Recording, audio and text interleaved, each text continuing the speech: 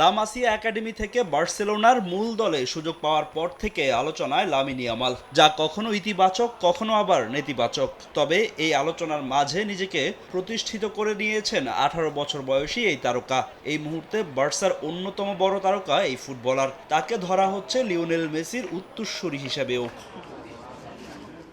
লা লিগার রেলিগেশনের দ্বারপ্রান্তে থাকা রিয়াল ওবেইদের বিপক্ষে প্রথমার্ধে গোল না পাওয়া বার্সার দ্বিতীয়ার্ধে ত্রাতা হয়ে আসেন ইয়ামাল। দানি ওলমোর করা প্রথম গোলে গুরুত্বপূর্ণ অবদান ছিল তার। তবে 73 মিনিটে ইয়ামালের দুর্দান্ত বাইসাইকেল কিকের গোল মুগ্ধ করেছে প্রতিপক্ষ দলের কোচকে। লামিনকে ভিন্ন গ্রহের ফুটবলার বলেও মন্তব্য করেছেন রিয়াল ওবেইদের কোচ গুলেরিমো আলমাদা।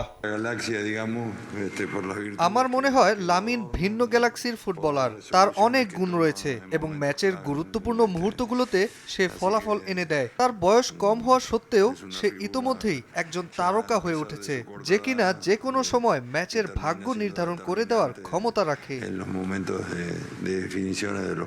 তবে গোলের চেয়ে লামিন ইয়ামালের খেলার ধরনের প্রশংসা করেছেন বার্সা কোচ হ্যান্সি ফ্লিক। মৌসুম জুড়ে সাফল্যের পেছনে লামিন চাবিকাঠি হিসেবে কাজ করেছে বলে মন্তব্য করেন তিনি। আমার কাছে লামিনের গোলের চেয়ে ম্যাচে তার পারফরম্যান্স বেশি গুরুত্বপূর্ণ ছিল। তবে অবশ্যই সমর্থকরা তার করা এই গোলটি দেখে মুগ্ধ হয়েছে। আমিও খুশি যে সে এমন একটি গোল করেছে। ম্যাচে তার প্রেসিং ও প্রথম গোলের পেছনেও তার অবদান ছিল। আমাদের এই মৌসুমের সাফল্যের পিছনে তার খেলার ধরন ও মানসিকতা অনেক কাজ করেছে। এই মুহূর্তে 21 ম্যাচে 52 পয়েন্ট নিয়ে লা লিগার শীর্ষে অবস্থান করছে বার্সেলোনা। তবে সমান ম্যাচে 51 পয়েন্ট নিয়ে তাদের ঘাড়ে নিঃশ্বাস ফেলছে চিরপ্রতিদ্বন্দ্বী রিয়াল মাদ্রিদ।